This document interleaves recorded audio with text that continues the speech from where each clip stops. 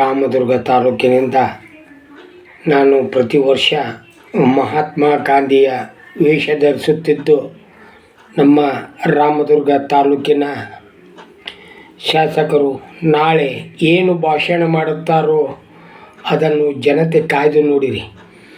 ಯಾರೋ ಬರೆದುಕೊಟ್ಟದ್ದನ್ನು ಓದಿ ಹೇಳುತ್ತಿದ್ದಾರೆ. ಅದನ್ನು ನೆನಪಿನ ಶಕ್ತಿಯಿಂದ ಹೇಳಿದರೆ ಜನತೆಗೆ ತಿಳಿಯುತ್ತದೆ. ಆದರೆ ಇಲ್ಲಿ ರಾಮದುರ್ಗ ತಾಲೂಕಿನಲ್ಲಿ ಸತತ 3ನೇ ಬಾರಿಗೆ ಚುನಾಯಿಸಿ ಬಂದರು. ಅವರಿಗೆ ಭೇಟಿಯಾಗಲು ಹೋದರೆ ಅವರು ಭೇಟಿಯಾಗುತ್ತಿಲ್ಲ. ನಾನು ಫೋನ್ ಹಚ್ಚಿದರೆ ಫೋನನ್ನು ಕೂಡ ತೆಗೆಯೋದಿಲ್ಲ.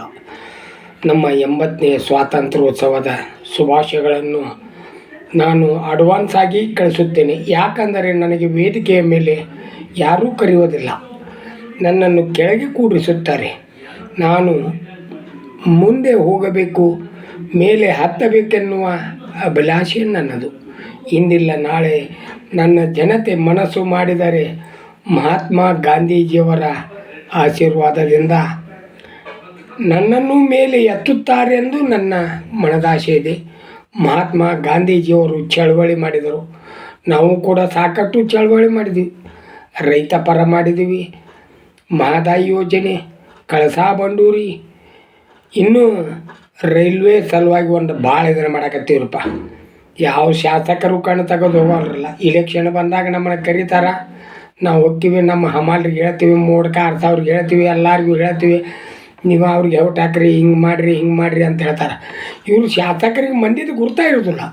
ನಾವು ಸಾರ್ವಜನಿಕರ ಒಂದು ಸೇವಾ ಮಾಡ್ಕೋತಾ ಸತತ ನಾವು ತಿರುಗಾಡ್ತೀವಿ.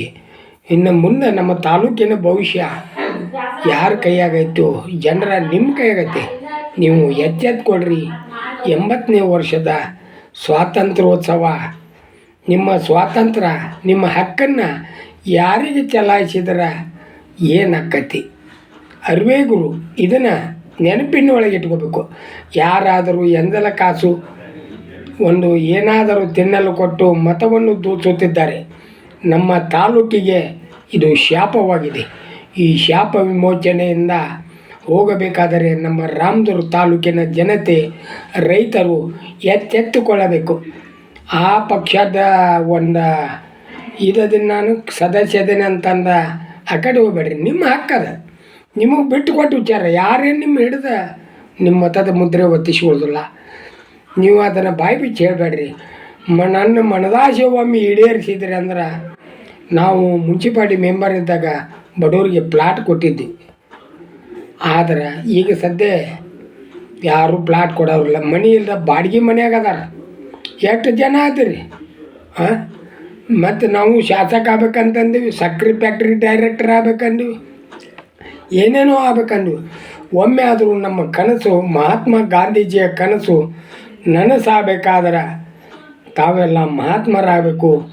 ಮುಂದೆ ಬರುವ ದಿನಮಾನಗಳಲ್ಲಿ ನಮ್ಮ ತಾಲೂಕಿನ ಅಭಿವೃದ್ಧಿ ಆಗಲಿ ಅಂತಂದ. ಜೈ ಜವಾನ್, ಜೈ ಕಿಸಾನ್, ಭಾರತ್ ಮಾತಾ ಕಿ ಜೈ.